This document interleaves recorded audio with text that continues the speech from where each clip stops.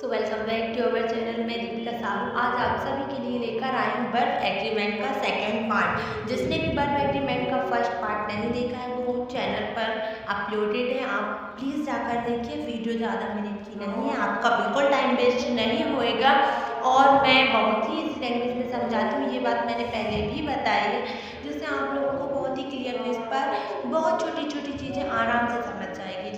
मैंने वीडियो की link description में दे दी है। आज जिसको भी वीडियो फर्स्ट वाले देखना है प्लीज़ जाकर देखिएगा। वीडियो अच्छी लगे तो please like comment share subscribe please कर दीजिएगा। सो हम बढ़ते हैं बर्फ एग्रीमेंट के सेकेंड पार्ट में, रूल नंबर 5, बिकॉज मैंने उसमें रूल नंबर 4 तक आप लोगों को समझा दिया था। अभी जिसको भी पार्ट 1 देखना है वो देख सकता है as you wish. So please अभी मैं फिर से रिक्वेस्ट यही करूँगी कि आप प्लीज़ चैनल को सब्सक्राइब कर दीजिएगा। Thank you so much. अभी हम बात करेंगे रूल नंबर 5 की, ठीक है। So let's start. अभी हम देखेंगे रूल नंबर 5। जैसे मैंने लिखा हुआ है, जब सब्जेक्ट और नॉन, मतलब कि जब सब्जेक्ट के साथ क्या आ रहा है और नॉन नाइदर आइदर से जुड़े हों। जब सब्जेक्ट के इन चीज़ों से जुड़ा हो बट सब्जेक्ट सिंगुलर या प्लूरल दोनों में से कोई भी हो, मतलब कि अगर सिंगुलर होगा तो भी चलेगा, प्लूरल होगा तो भी चलेगा, और वो सब्जेक्ट के साथ मतलब क्या क्या जुड़ा रहना चाहिए, और नॉन नाइदर आइदर, ठीक है। सो दोनों में से कोई भी हो तो उससे यूज़ की जाने वाली हेल्पिंग वर्ब हमेशा प्लूरल होगी।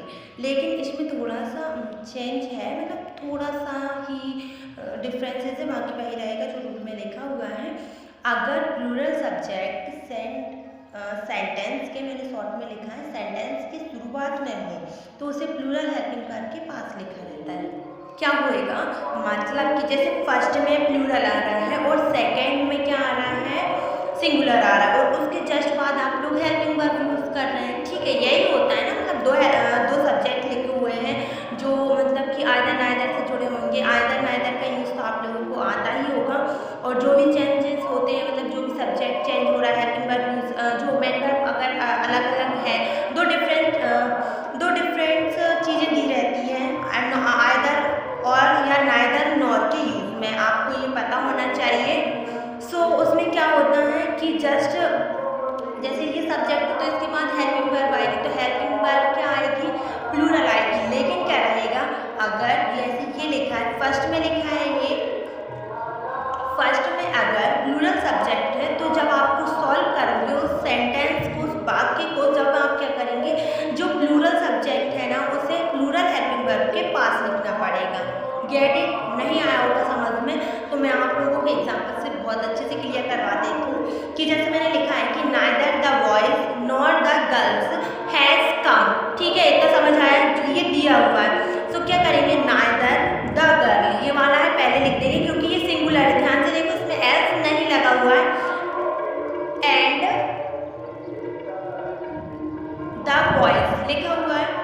बॉयज क्या है, प्लूरल है, सो क्या रहेगा, हैव आएगा। मतलब कि अगर ऐसा दिया हुआ है और वर्ब एग्रीमेंट, तो ये गलत माना जाता है, ये गलत माना जाएगा, ये सेंटेंस आपका सही नहीं माना जाएगा, क्योंकि ऐसा नहीं होता है। जब भी नाइदर नॉर या आइदर और का आप यूज़ कर रहे हैं तब हमेशा हेल्पिंग वर्ब प्लूरल फॉर्म में ही आती है, बट कंडीशन क्या होनी चाहिए, या आपको अगर नहीं भी है तो आपको कंडीशन बनानी पड़ेगी। अगर प्लूरल इस तरह कोई सब्जेक्ट है तो उसको आपको प्लूरल हेल्पिंग वर्ब के साइड में ले जाना पड़ेगा, ये आपको खुद से करना पड़ेगा, गेट इट। तो ये रहा रूल नंबर 5। अभी हम देखेंगे रूल नंबर 6। सो अभी लिखा हुआ है रूल नंबर 6, अभी हम देखेंगे रूल नंबर 6। यदि एक ही सेंटेंस में जो कि और नॉर आइदर नाइदर से जुड़े हों, जो डिफरेंट पर्सन आते हैं, तो हेल्पिंग वर्ब अलग अलग हमेशा लास्ट वाले सब्जेक्ट के अकॉर्डिंग आती है। इसका मतलब क्या रहेगा कि जैसे कि लिखा है आइदर यू और आई एम मिस्टेकन, मतलब कि जब भी ऐसी वाली कंडीशन, मतलब सब्जेक्ट क्या आना चाहिए, ये वाले जो सब्जेक्ट दिए हुए उसमें भी यही था, ध्यान से देखना। तो क्या रहेगा, अगर दो डिफरेंट पर्सन आ रहे हैं सब्जेक्ट में, तो जो हेल्पिंग वर्ब यूज़ होगी वो अकॉर्डिंग टू लास्ट वाले सब्जेक्ट के अनुसार ही आएगा। सॉरी फॉर डिस्टर्बेंस, ये देखेंगे इसके ही अकॉर्डिंग रहेगा, ठीक है। सो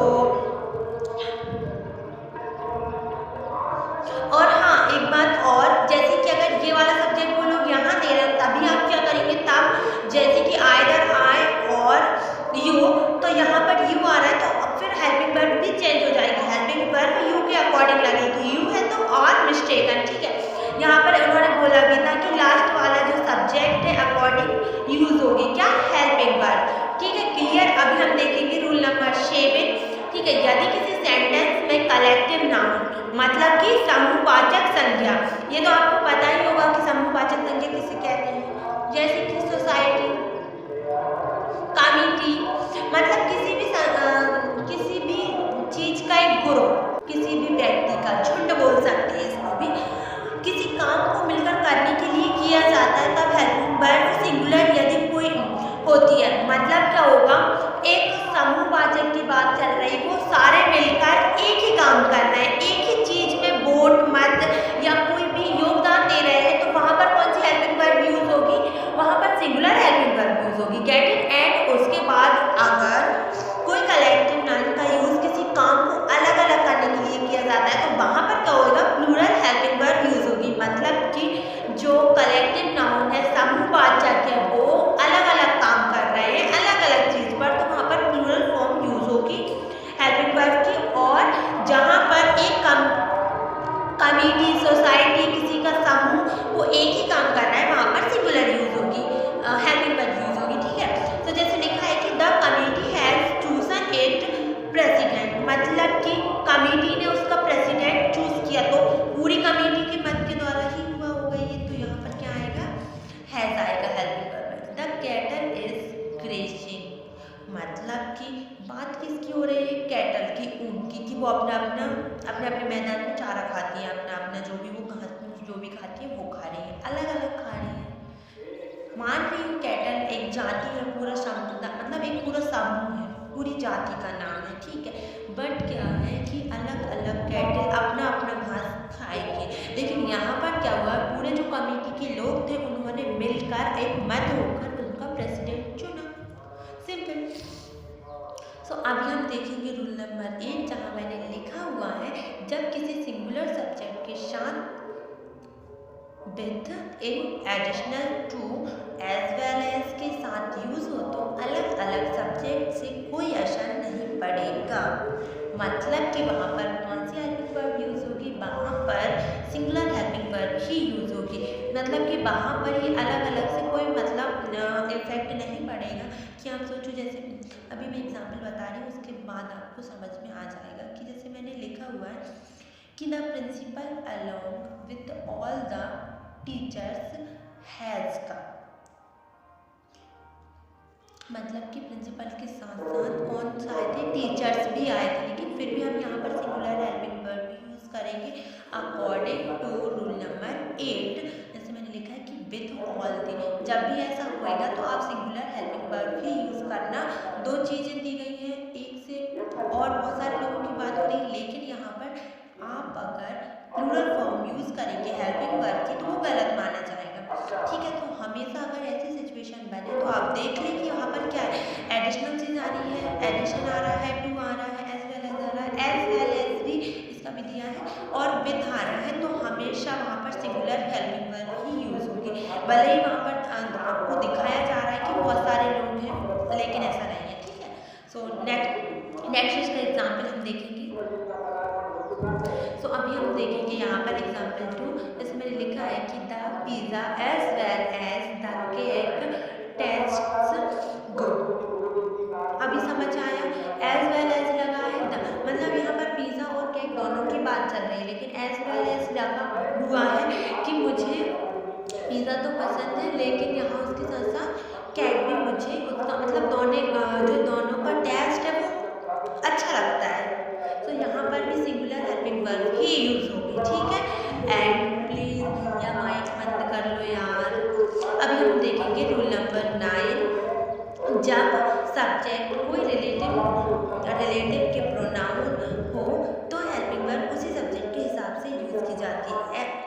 कुछ समझ आया, मतलब कि क्या रहेगा, कोई रिलेटिव के प्रोनाउन हो, जैसे मैंने यहाँ पर लिखा हुआ है कि आई हूँ एम और friend am honest to you, मतलब कि मैं जो आपका फ्रेंड हूँ, तो एम किसके हिसाब से हेल्पिंग वर्ब यूज हुई है, इसी के हिसाब से। एंड यहाँ पर भी एम किसके हिसाब से हेल्पिंग वर्ब यूज की गई है, आई की। आई समझ रिलेटिव्स की बात चल रिश्ता बताया जा रहा है। सो आपका जो फर्स्ट जो सब्जेक्ट यूज़ हुआ है उसी के अकॉर्डिंग ही हर पेपर आएंगे। सो ये रहा पूरा 9 रूल। अभी समझ आया?